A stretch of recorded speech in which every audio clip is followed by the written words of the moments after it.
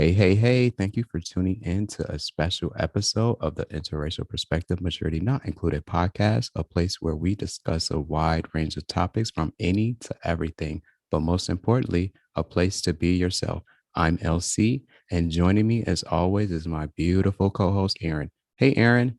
Hey, LC, welcome back, everybody.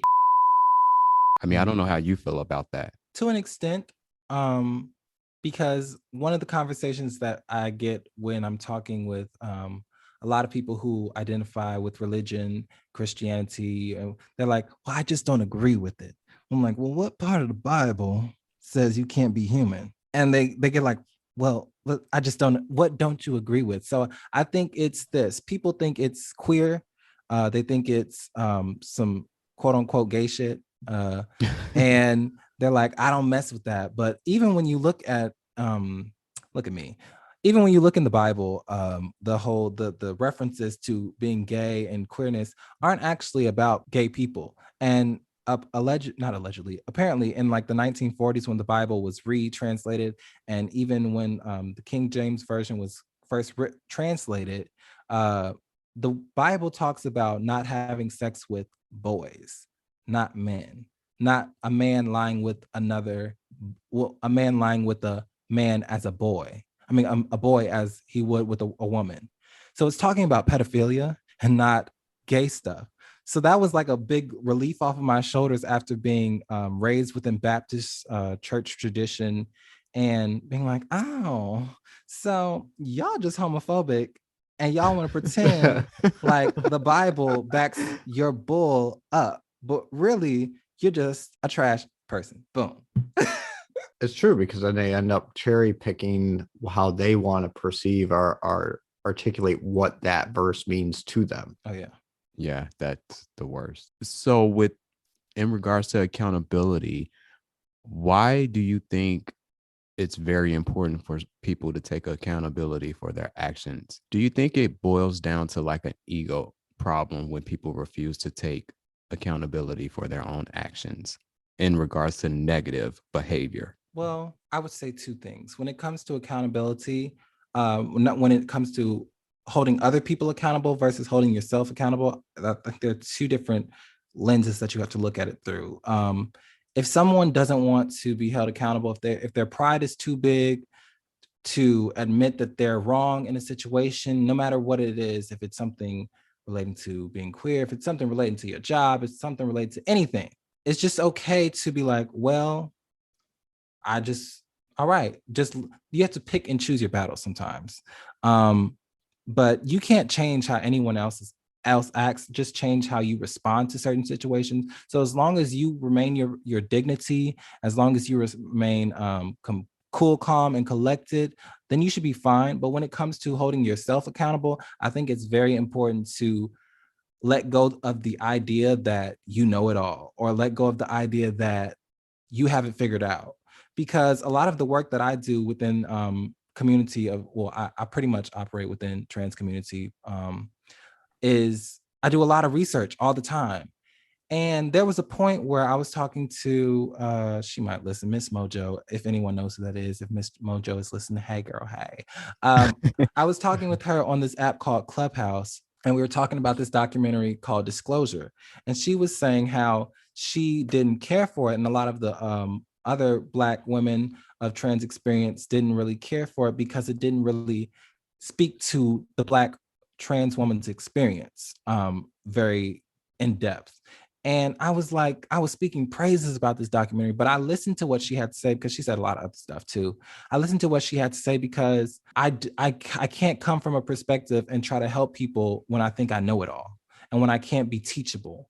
So I don't care how big you are in your profession, you can always learn something. Mm-hmm. So it's just being open to the fact that you don't know it all. You are not the end all be all. And there's a possibility that you could be wrong. And people don't like to feel like they're wrong. So yeah, you're preaching to the choir. We talk about this a lot on our podcast about how if we don't know, we will seek help. We'll look it up. We'll do research.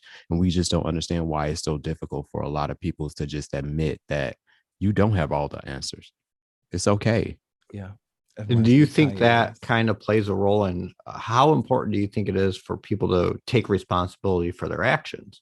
Because I kind of think it goes hand in hand with like accountability and taking responsibility for what you do.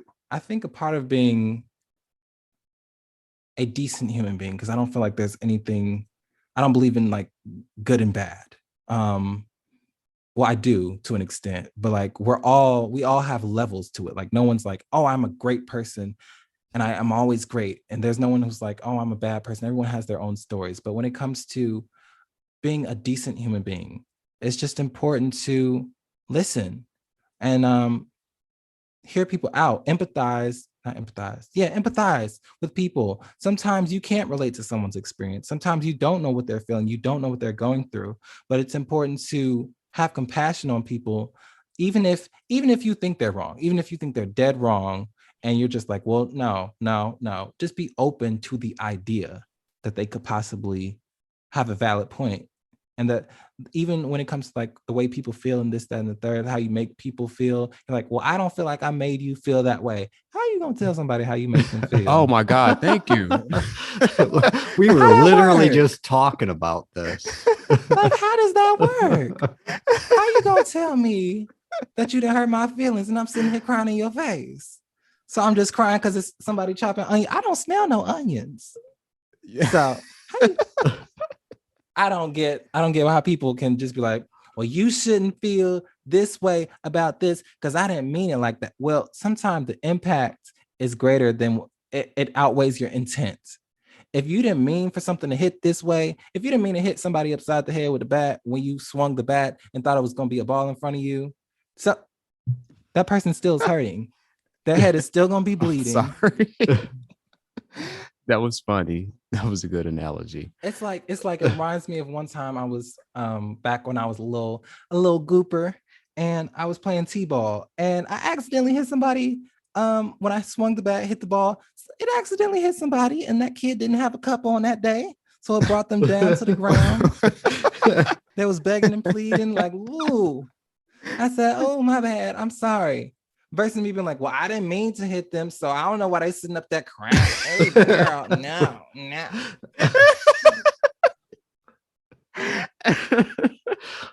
Impact over intent.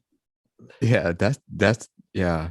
We just had an experience similar to that where someone had mentioned that they thought someone looked like someone, and another person was saying, well, no, they don't. And I looked to Aaron. I said, how are they going to tell them how they think someone look? That doesn't make sense. If they think this person looks like this person to them, that's their feelings. Right. How are you going to tell them otherwise? You're not them. Yeah. But so what advice or suggestions would you give to others who are looking to start a podcast? Just do it. Sounds crazy. Just go for it. Don't sit around waiting for everything to get right, because you'll be waiting forever to wait for everything to be in place. Just go for it. Start it. Start recording. If you don't have a mic, record on your phone. If you don't have girl, get you a phone first. Get you a phone. Do something.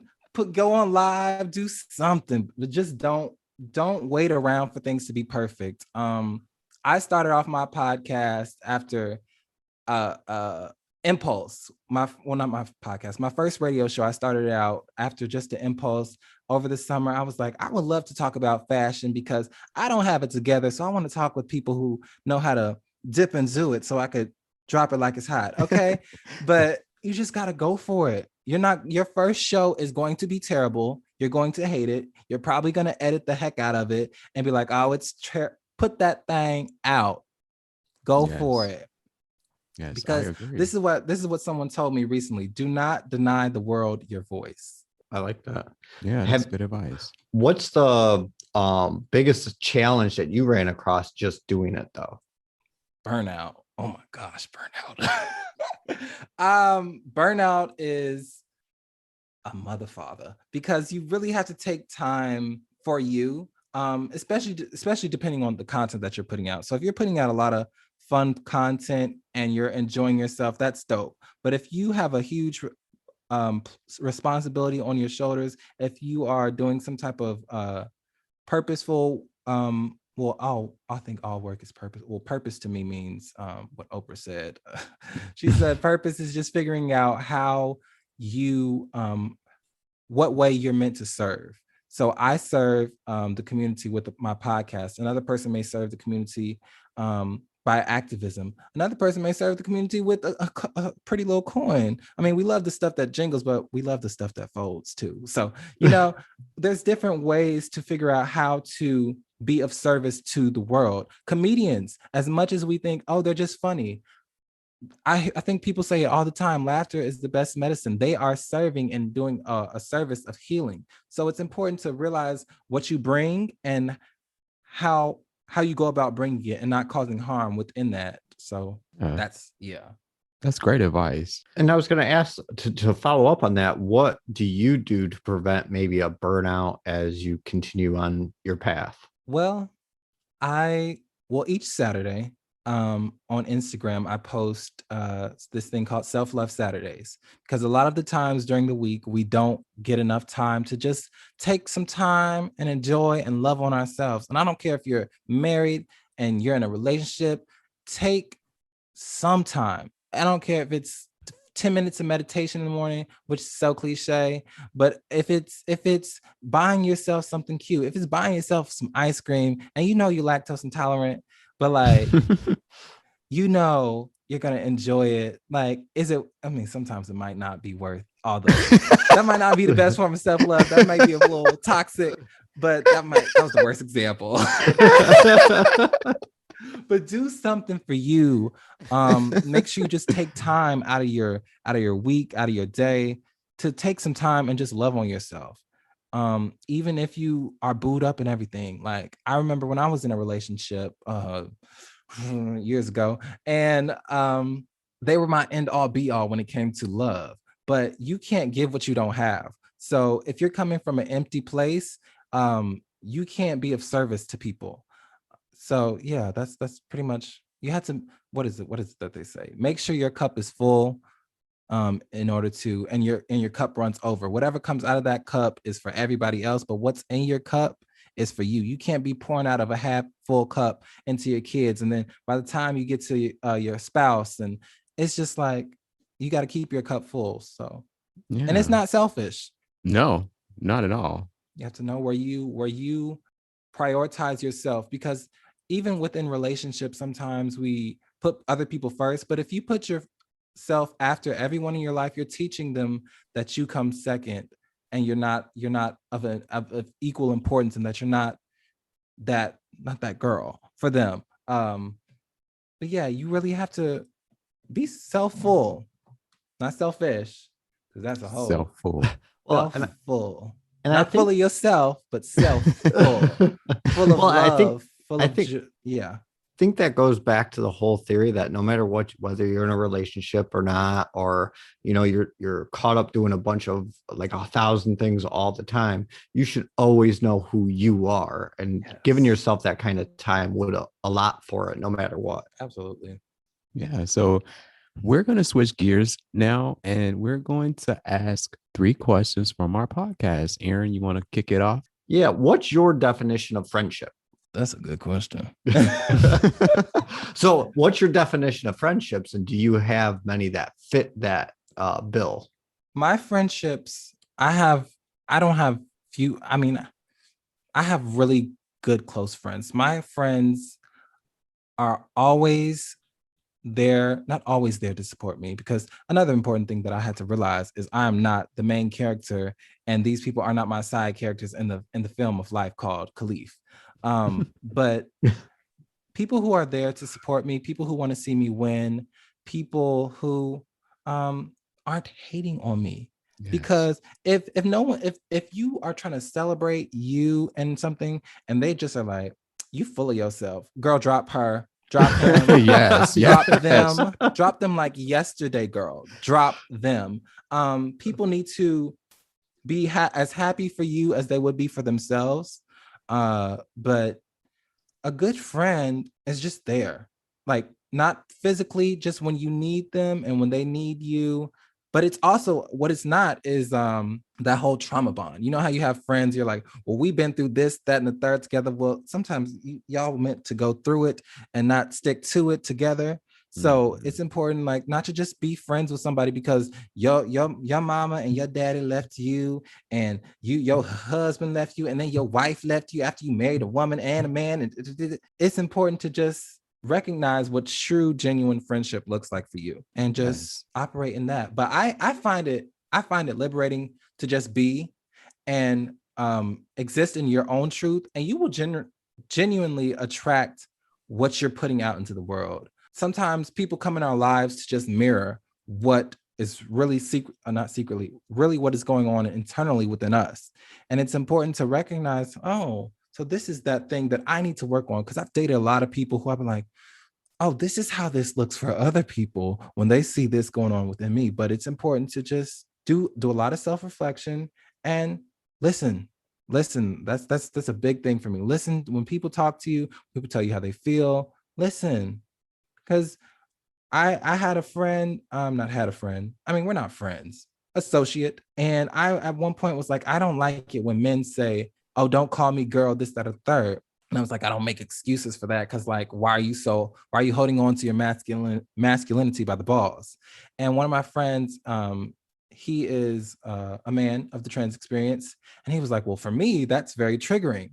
Now, if I wouldn't have listened to him, I would have continued to cause harm to him. Well, not continue. I would have caused harm to him some way down the line. So it's important, if you want to, within any relationship, it's important that you listen and you have effective communication, not just, well, this is how I feel. Okay, tell me what you heard from what I said I felt. Not because sometimes you'll say to people this, that, and the third, and they'll hear the fourth, fifth, and the sixth, if that makes sense. Like they'll have their own interpretation of what you said. Yes. And they'll personalize it. And it's important to just be like, well, what did you just hear me say? So make sure you just listen to people. Exactly. And do it all in love. So what are your thoughts on LGBTQ plus stereotypes? Is there something that you've seen that just really bothers you? So I'm actually a theater arts major at Clark Atlanta University. Will be graduating in the fall. Oh, nice. Yes, I'm so excited. So one thing, when it comes to stereotypes, it's important that we just have an abundance of media, an abundance of content, so that it's not just one thing. Like when you see a bad movie and it's doing some harm, if there's like 100 other movies out, it's really not going to cause that big of a buzz or anything. But you said stereotypes. So I think it's important that we let people be themselves and be their authentic selves. And if they don't want to be authentic to who they are, that's their problem. But as far as stereotypes, a lot of times within LGBTQ community, specifically when it comes to like gay men, cis men, they are like, oh, I don't want to be like a girl or dress up like a girl. Like they look at people like Billy Porter, and he's like, I don't like Billy Porter because Billy Porter was wearing dress up for Oscars. I'm like, oh, girl, heal your internalized homophobia. I'm like, girl, heal that internalized homophobia. People probably mad because he probably rock a dress better than some people. Right. That's all it is. Good in it. What was that? Christian Siriano or somebody? I think it was.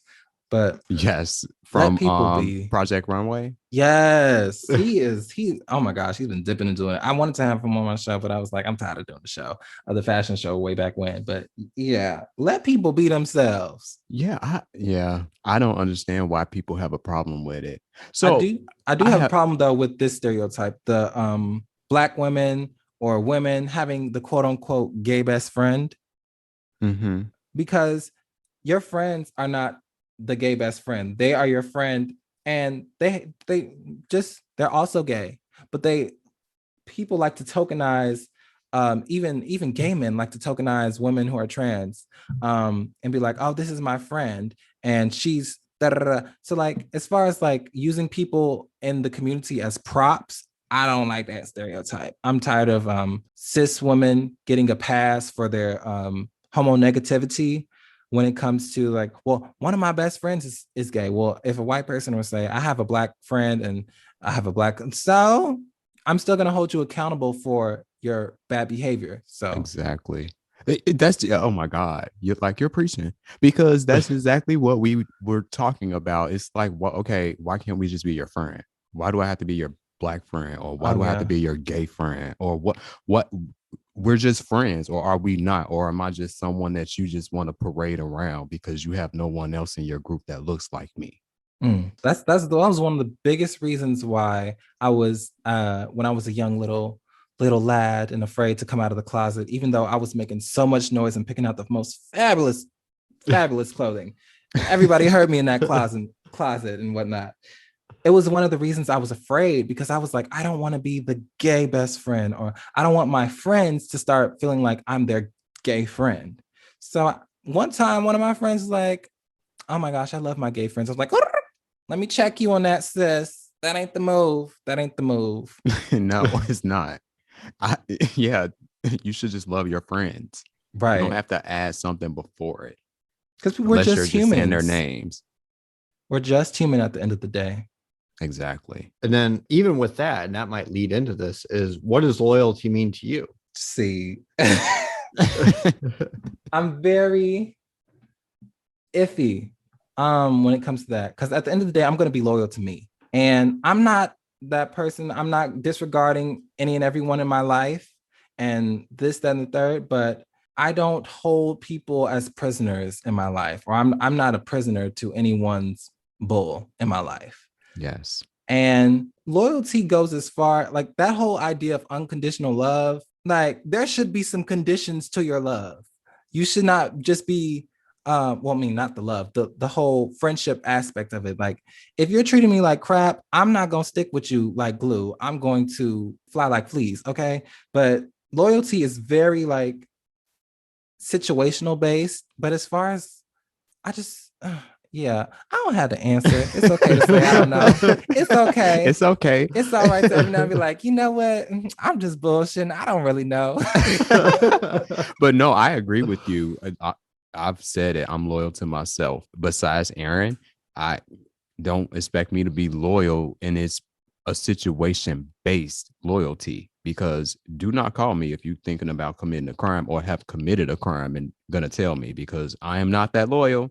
Right. I am gonna sing, because I am not going down for nobody. So think about it twice before you want to tell LC, because loyalty don't go that far for me. No, and I agree. I think there should be a sense of, unless you're very close, a lot of people do it with family, and even family, I think there's got to be lines on what you consider loyal, because if it's not in your best interest, why are you going to ride for them so hard if they're going to constantly put you in a spot that's going to make you think twice about them? So I think you're right about that. As long as you're loyal to yourself and know who you are, it can, each situation thereafter, whether it's family, friends, acquaintances, coworkers, that loyalty can bend based on how you know them.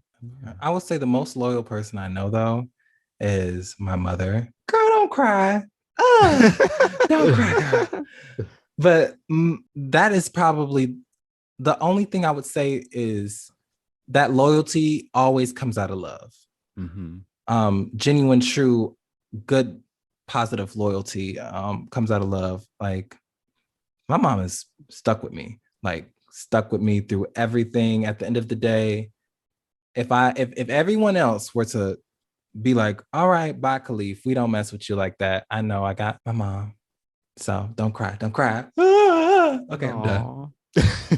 Yeah, my mom rocks. Like, my mom, this is not TMI. I'm very open and transparent, if you haven't peeped that by now.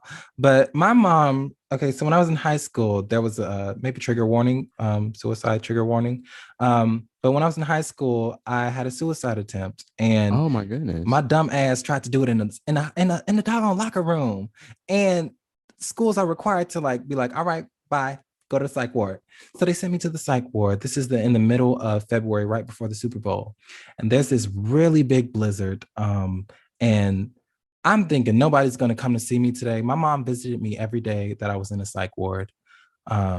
And the snow, when I tell you, it had to be, I don't know, she got stuck. I don't know how many times she got stuck in the snow, but she found her way to see me.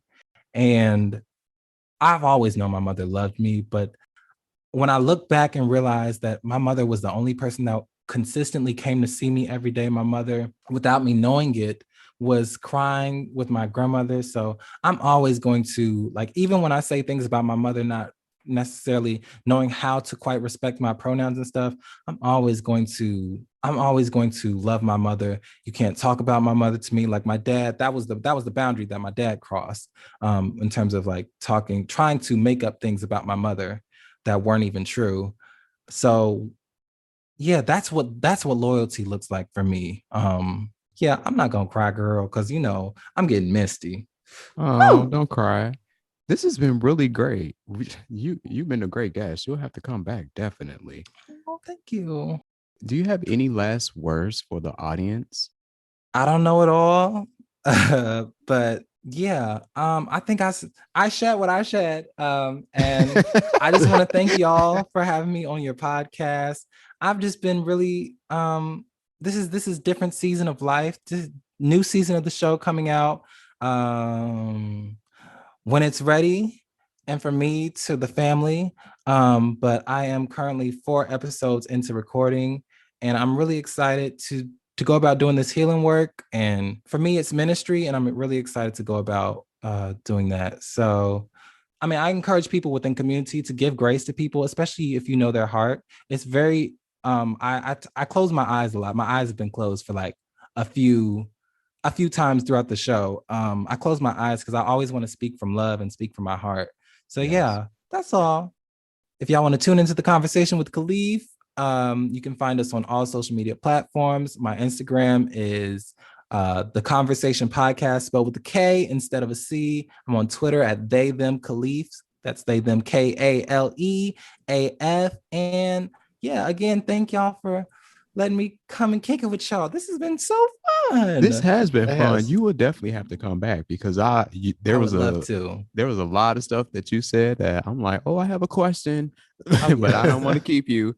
Aaron, do you have anything that you would like to add before we wrap up this special episode? No, I agree with Elsie on this. You were very great. We enjoyed you on here, and we look forward to hopefully having you back on.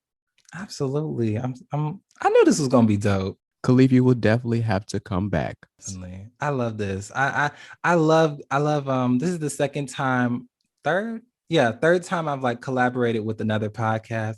And I just love it because you get a different experience. And I am grateful for this experience and a lot for you all allowing me to experience you all. Yeah, This is beautiful. thank you.